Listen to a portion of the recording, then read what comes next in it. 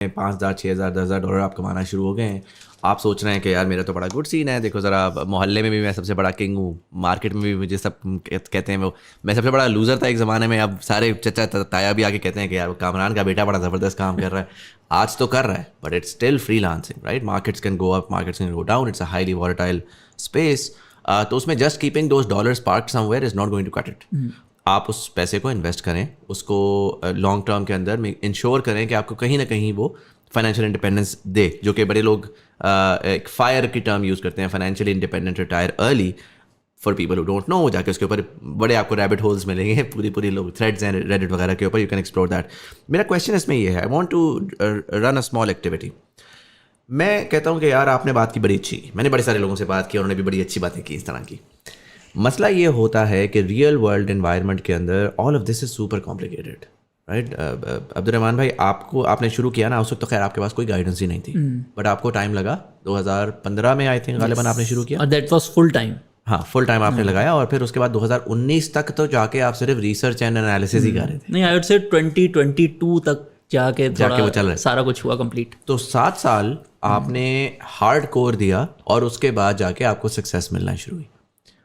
अब जो बंदा सुन रहा, मैं हूँ कस्टमर, मैं कह रहा हूँ यार मेरा टाइम तो सारा लगता है धंधा करने में, अच्छा जो थोड़ा बहुत टाइम बचता है वो फिर फैमिली है, जाहिर है बड़ी इंपॉर्टेंट है। मिलेनियल बंदा ऐसा भी नहीं है कि वो कहता है कि यार बच्चे बस पल लें, वो बड़ा पार्टिसिपेट करना चाहता है, सारा कुछ है।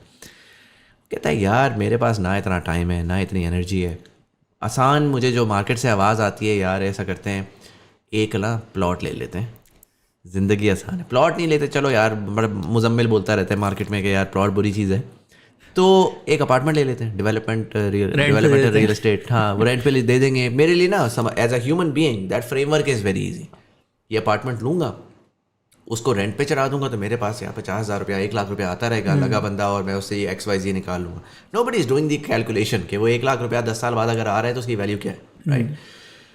Percentage of invested versus percentage of return कितना है वगैरह वगैरह, जिसकी वजह से, एंड ये मेरे साथ भी हुआ कि मैं 100% आपकी बातों से एग्री करता हूँ, मुझे नंबर्स भी नज़र आ रहे हैं, मैं पढ़ा लिखा आदमी हूँ, मैं देखता भी हूँ। लेकिन अगर मैंने ज़िंदगी में कभी इन्वेस्ट किया ना, तो मैंने वो एक अपार्टमेंट आया था, उसने बोला यार ये इतनी किस्तें होंगी तो कर लो, तो मैंने सोचा यार ये पैसा अगर मैं यहाँ नहीं लगाऊंगा तो ज़ाया हो जाएगा। मैंने वो ले लिया और वो मैं उसकी किस्तें देता रहता हूँ, और मेरे पास एक एसेट आ गया, ठीक है, मैं बड़ा सेटिस्फाई हूँ यार एसेट आ गया। बाकी अल्लाह का शुक्र है मेरे पास लाइफ में बड़ा पैसा है, और वो जितनी स्पीड से आया वो उतनी स्पीड से चला गया, राइट? अब मैं चाहता हूँ कि मैं हूँ ये पर्सोना आपके सामने, मुझे आप क्या गाइडेंस देंगे कि यार क्या करूँ? इस वक्त ज़ीरो पे हूँ मैंने कोई अकाउंट नहीं खुलवाया। मैंने एक अकाउंट खुलवाने की कोशिश की थी एक दफ़ा पाकिस्तान के अंदर, जो अजाब उसके बाद नाजिल हुआ ना, तो मेरी कोशिश भी नहीं की। मैं 2-3 और वो ट्राई मारी, लेकिन यार इतना कॉम्प्लिकेटेड वियर्ड सिस्टम है, जो कि बाहर आप जाते हैं तो इट्स वेरी फ्लूइड, यहाँ पर वो है। आप मुझे बताएं मैं किसके पास जाऊँ जो कि मुझे गाइडेंस प्रोवाइड करेगा, मैं किसके पास जाऊँ जो कि मेरा अकाउंट खोलेगा, who is the best easiest person that you know, who is the like account किधर खुलवाऊँ, और फिर मुझे करना क्या होगा, मुझे कितना टाइम लगाना होगा, किस तरीके से मुझे अपनी इन्वेस्टमेंट्स को मैनेज करना होगा। मैं ज़्यादा रिस्क नहीं ले सकता, मैंने पैसा पार्क करते जाना है, और मैंने जो आपने मुझे बताया ना इतने साल में ऐसे करो तो ऐसा मल्टीप्लायर हो जाएगा। अब मुझे सुबह शाम आप ये करते ना, ये बेचो ये खरीदो, सुबह शाम मैं इसमें लगा रहूँगा, मैं ट्रेडिंग नहीं कर सकता भैया, मेरा वो काम नहीं, राइट?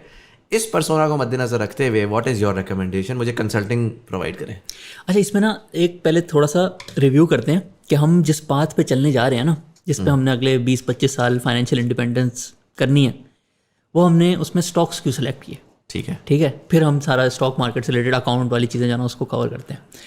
देखिए, पहले तो जब भी आप कोई डिसीजन लेंगे ना इन्वेस्टमेंट का, तो आपने ये डिसाइड करना होता है कि मैं जिस एसेट क्लास में जा रहा हूँ या जिस कोई घर खरीद रहा हूँ, उस एरिया के पिछले 25 सालों के रिटर्न क्या है। क्योंकि ये 2-3 सालों में कभी कोई अच्छी खबर आ गई, कोई जो है लाइसेंस मिल गया उनको, सोसाइटी को इंटरचेंज ये चीज़ें अच्छी चल रही थी तो डबल हो गया, तो 25 साल में you can not fluke the earning power of the asset, right? ठीक है। तो अगर हम पाकिस्तान में 1 जनवरी 1999 से शुरू करें ना, आपने 1 लाख रुपए अगर बैंक में रखे होते सेविंग अकाउंट में, बहुत सारे लोग तो करंट अकाउंट में भी रख लेते, तो वो 1,12 लाख हो जाते, और इन्फ्लेशन भी उतनी हुई है, ठीक है। जितना भी पाकिस्तान में इंटरेस्ट रेट चल रहा था उसके आसपास आपको रिटर्न आता है कि आपके 12 लाख हो गए, लेकिन असल में आपने कुछ नहीं कमाया।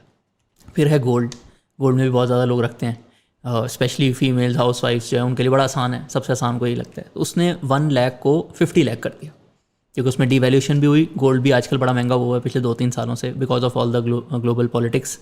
सो इसमें आपको 50 लाख हो गए, ठीक है। स्टॉक्स में इंडेक्स वॉज एट 1000, वैसे तो 950 पे था, बट 1 जनवरी 1999 को हम 1000 अज्यूम करते हैं, ये 125,000 पे आज। तो अगेन बिजनेसमैन की earning power over long period of time, जिसमें सारी चीज़ें क्यों आ जाती हैं, वो is much more than all other asset classes.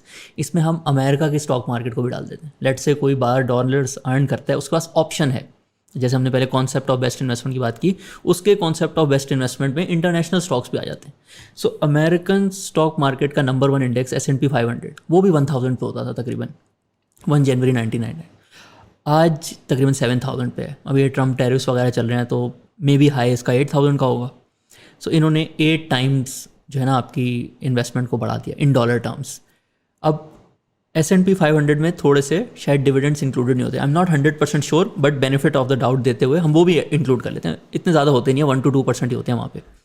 सो हम कहते हैं कि 10x इंडेक्स हो गया over 26 years in dollar terms. फिर हम उसमें डिवैल्यूशन ऐड कर देते हैं, तकरीबन 5 से 5 पॉइंट टाइम्स रुपी जो है उसकी वैल्यू लूज़ हुई है। सो अमेरिकन स्टॉक मार्केट ने आपको 1 जनवरी 1999 से लेकर आज तक तकरीबन 50x करके दिया। पाकिस्तान स्टॉक मार्केट ने आपको 125x करके दिए।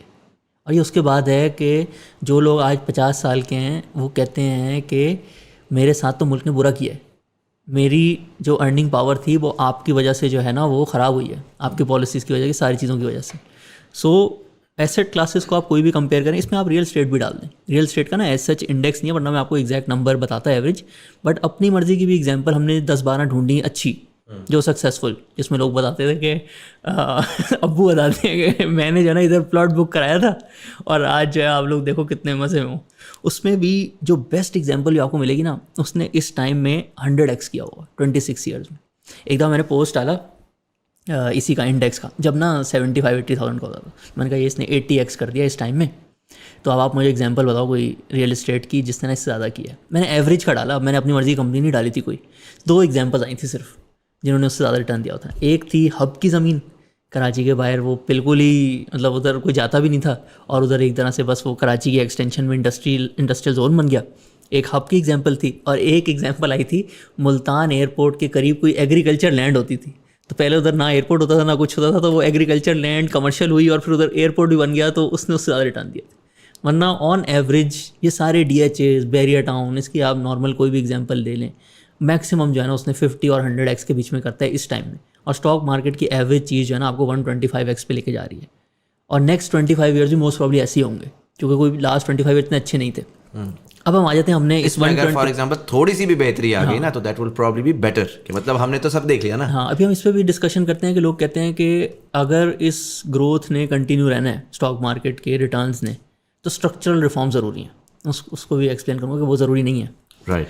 अच्छा, अब हमने फैसला कर लिया कि अब हमने इस 125x वाली जर्नी पे जो है ना वो स्टार्ट कर देना है।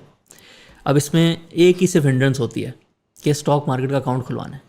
ठीक है, अब उसमें आप PSX की वेबसाइट पे जाएं, मल्टीपल ब्रोकरेज हाउसेस के ऑप्शंस आपके पास आ जाएंगे। ठीक है, टॉप 10 में आप कहीं भी खुलवा लें तो कोई ऐसा इशू नहीं है, all provide the same service.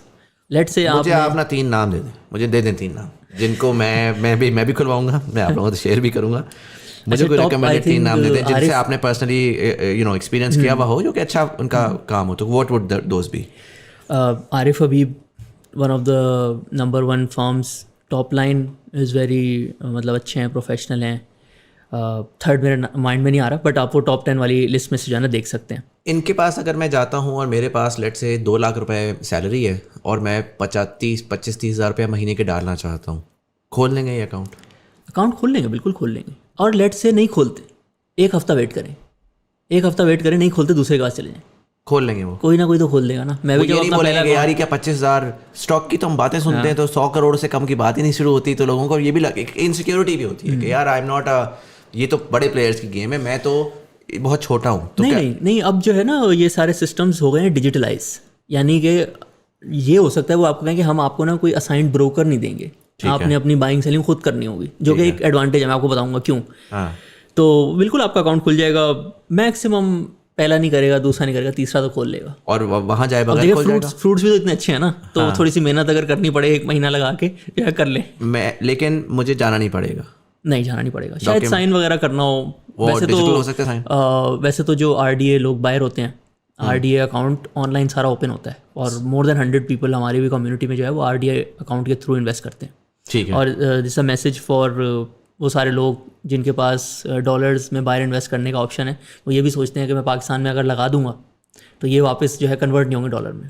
तो अगर आप लेट से आपके पास डॉलर्स बाहर हैं तो आप RDA अकाउंट खोल लें, रोशन डिजिटल अकाउंट।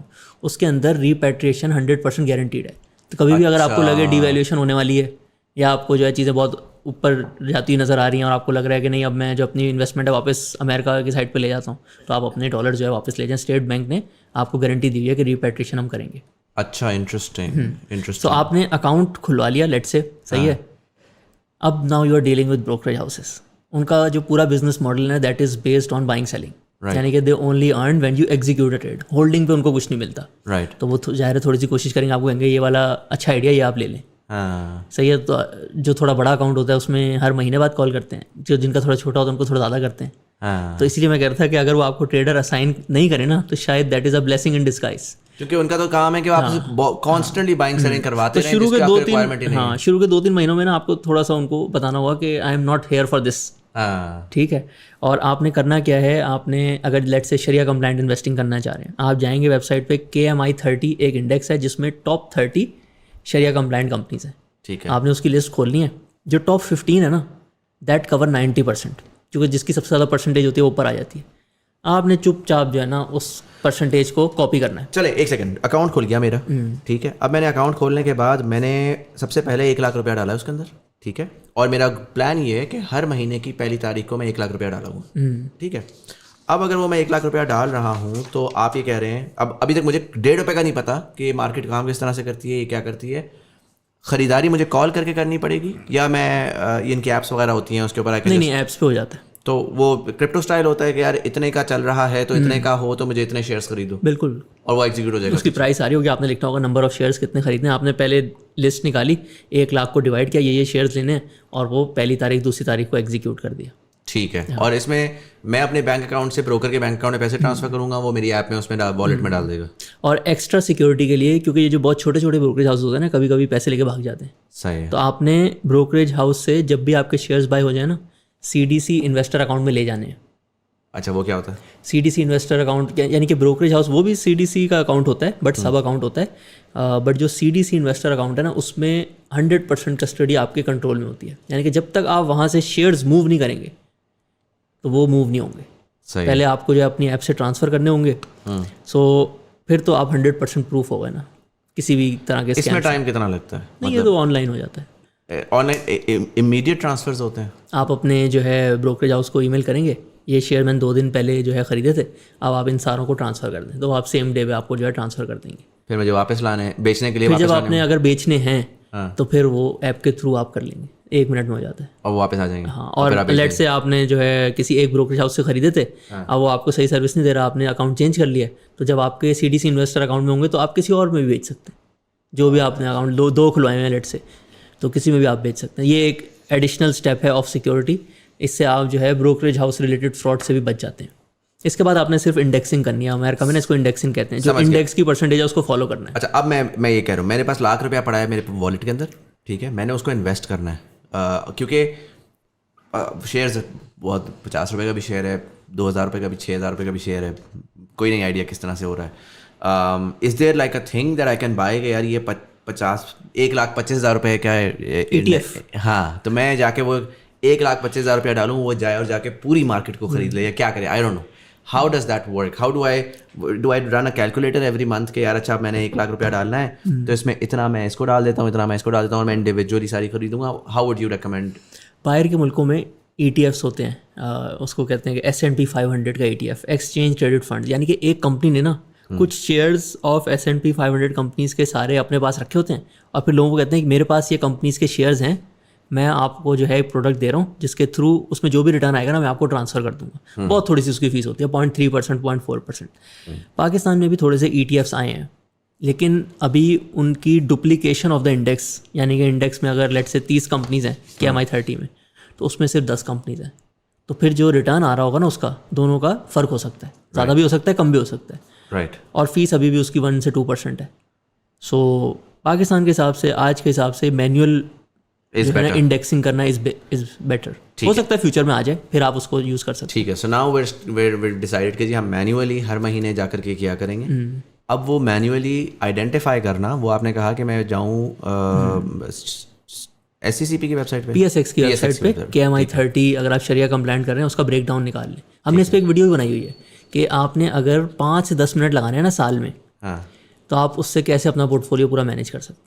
ठीक है। हाँ, तो ये हमारे यूट्यूब चैनल पे पूरी एक वीडियो है, उसमें ये सारा बताया हुआ है, इंडेक्स, फिर अकाउंट कौन सा खोलना है, सहूलत अकाउंट कौन सा खोलना है। तो ये बड़ा एक स्कैम फ्री तरीका है। शुरू में ज़ाहिर है जब कोई नई चीज़ सीखते हैं तो 2-4 दिन एक्स्ट्रा लग जाते हैं, बट 6 महीने जब आप कर लेंगे ना, थोड़े थोड़े आपको डिविडेंड्स भी आने लग जाएंगे, तो बड़ा एक स्मूथ प्रोसेस हो जाएगा। अच्छा, उसमें मैंने ये जो सारी की सारी मैं हर महीने का मैंने पैसा है वो मैंने उस महीने का देखा कि टॉप परफॉर्मिंग कंपनीज कौन सी हैं और उनमें डाल दिया। नहीं, टॉप परफॉर्मिंग नहीं, टॉप वेट इन इंडेक्स, यानी कि जिनकी वैल्यू सबसे ज़्यादा है, यानी कि नंबर 1 कंपनीज। क्योंकि टॉप परफॉर्मिंग में तो फिर वो सट्टे वाली कंपनीज भी आ जाती है ना। तो टॉप परफॉर्मिंग नहीं करनी, इंडेक्स में जिस कंपनी को जितनी वेटेज दी हुई है आपने भी उसको बस मिरर करना है। राइट, समझ गया। सो आपने जा करके एंड इसमें जो आप वैल्यू की बात कर रहे हैं वो ये कह रहे हैं कि कितना स्टॉक ट्रेड हुआ है या कितनी इनका स्टॉक मार्केट के अंदर पड़ा हुआ है in terms of. Mostly value पे होती है, यानी कि जो सबसे कंपनी सबसे बड़ा साइज होगा ना उसका in terms of its market cap, यानी कि ये कंपनी 500 बिलियन की है, ये 600 बिलियन की है, जिसकी ज़्यादा वैल्यू होती है उसकी वेट भी ज़्यादा होता है। क्योंकि आप उसको रेप्लिकेट कर रहे हैं ना, जो टॉप बिजनेस है उसका वेट भी ज़्यादा है। जो छोटी कंपनीज होती हैं उनका ऐसे 1% होता है। आई सी, ठीक हो गया। तो एक तरह से आप जो है ना, जो टॉप 15 शरिया कंप्लाइंट कंपनीज होंगे ना, उसमें इक्वल पार्टनर बन गए। ठीक है, ये चीज़ बड़ी इंपॉर्टेंट है। अगेन मैं यहाँ पर थोड़ा सा एक सेगवे लूँगा समझाने के लिए। वजह उसकी ये है कि मुझे ना बड़े सारे लोगों ने आके बोला कि यार मैंने स्टॉक मार्केट में घुसना है, बताओ क्या करूँ। मैं ज़ाहिर है मैं तो एक रैंडम सा बंदा हूँ, तो मैंने बहुत सारे अपने जानने वालों को बोला कि सर आप आके गाइडेंस प्रोवाइड करें। होता क्या है कि लोग 0 to 100 जाने की बहुत रैपिडली कोशिश करते हैं और वहाँ पर वो फेल करते हैं, वहाँ पे वो शुरू ही नहीं करते। तो वो पहली फुर्सत में आते हैं, वो कहते हैं सर मैंने इन्वेस्ट करना है, मेरे पास 5 लाख रुपए है, मुझे बताएं कौन सी कंपनी को मैं स्टडी करूँ, ये करूँ वो करूँ। जो कि जनरली आप नहीं कर सकते, ह्यूमनली इम्पॉसिबल है कि 7 साल की नॉलेज मैं एक दिन के अंदर एक्वायर कर सकता हूँ। तो जनरल रिकमेंडेड, बहुत अच्छा इन्होंने बताया कि एज अ फर्स्ट स्टेप आप जाएँ और जा करके वेटेड वाली कंपनीज लें और पहला पूरा साल उसमें पैसे डालते रहें, आपको डिविडेंड्स भी आ जाएंगे, आपको थोड़े से रिटर्न्स भी आ जाएंगे। While you're doing that, then the next step is to begin to start to understand कि मार्केट क्या है, वो क्या है, ऐसे ही है। बिल्कुल। अब नेक्स्ट स्टेप है, ये आप सही लैडर पे चल गए। अब इसमें वैल्यू एडिशन जो है ना उसमें करनी है आपने, और उसकी वैल्यू एडिशन का बेसिक प्रिंसिपल ये है कि आज जिन लोगों ने वॉरेन बफे के साथ अर्ली ऑन इन्वेस्ट किया था ना, वो बहुत खुश हैं। उस वजह से खुश हैं कि एवरेज स्टॉक मार्केट एक साल में 8% बढ़ी है। वॉरेन बफे का रिकॉर्ड है 20%। एंड फॉर रेफरेंस, जैसे हमने अभी एग्जांपल की थी ना, एक बंदा जो है उसके पास 50 लाख थे, 5 मिलियन थे, उसने जो है अपने पैसे 4 साल में डबल किए। अगर कोई बंदा इसमें वैल्यू एडिशन कर रहा होगा और वो 18% को 25% पे ले जाए, यानी कि उसके अंदर इतनी स्किल है और इतना करना पॉसिबल होता है, क्योंकि पाकिस्तान में बूम बस्ट साइकिल भी होते हैं। और अगर आप कंपनी को डिटेल में पढ़ लें तो आज भी आप बता सकते हैं कि ये जो 25 कंपनीज़ हैं इसमें से टॉप 10 कौन सी हैं, उनकी सारी बैक एंड इकोनॉमिक्स पढ़ के। तो अगर कोई बंदा इसको 18 की बजाय 25 पे ले जाए तो उसके पैसे जो है ना फिर 4 साल में डबल नहीं होंगे, उसके 3 साल में डबल होंगे। और जब 3 साल में डबल होंगे तो ओवर 32 ईयर्स वो 11 दफ़ा डबल करेगा। जो बंदा 4 साल में कर रहा था उसके 8 दफ़ा डबल हुए थे और इसके 11 दफ़ा डबल होंगे। ये जो एक्स्ट्रा 3 दफ़ा डबल हो रहा है ना, उससे आपका क्लोजिंग पोर्टफोलियो वैल्यू 1 बिलियन नहीं होगी, 8 बिलियन होगी। So the value of outperformance is also huge. So जब आपका थोड़ा सा पोर्टफोलियो बड़ा हो जाए, फिर आपका काम है कि आपने 6 महीने से 1 साल लगा के कोई अच्छा फाइनेंशियल एडवाइज़र ढूंढना है जिसकी fees is lower than the value he is providing. आप ज़ाहिर है उसको थोड़ी सी फीस भी देंगे 1-2% वाली, तो उसकी आउट परफॉर्मेंस जो है ना वो 4-5-6% की होनी चाहिए। और फिर वो आपको जिस तरीके से गाइड करता है। वो जो आपने ओरिजिनली 25% वाली बात की कि यार अगर मैं लेट्स से 6% रिटर्न ले रहा हूँ और अगर मुझे वो बंदा 10% पे लेके जाता है तो मैं 1% फीस उसको दूंगा।